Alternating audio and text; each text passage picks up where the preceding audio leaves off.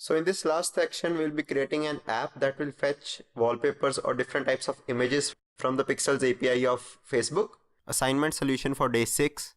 So as you can see, we have successfully imported the Flutter Redux DevTools package in a pubspec.yaml file, and we have to go to the main.dart file and we have to import these two files, Flutter Redux DevTools and Redux DevTools.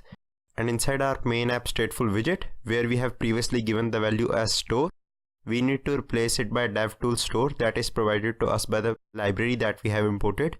And now inside the scaffold, we'll add an end drawer, and inside the end drawer, what you need to give is, you need to give Redux DevTools, and in the parameters you need to pass the store that we are using. So here you can see we have done that, and now we'll restart the app. And after the app restarts, what we'll do is we'll perform some actions on the Redux app that we have built.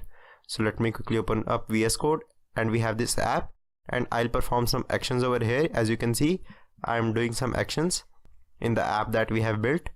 And after performing all these actions, what I want is, I want to go back into the previous state and check what are all the actions that I have performed on this app.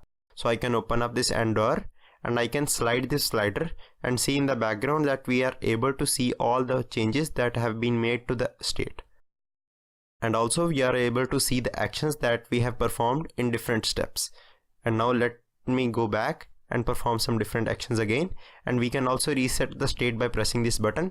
As you can see, let me go back and show you that we are able to reset that, and now we'll perform some different actions again. And by doing this, we can easily debug our app while we are developing it. It is easy to test your app using this than the unit testing that is officially provided by Flutter.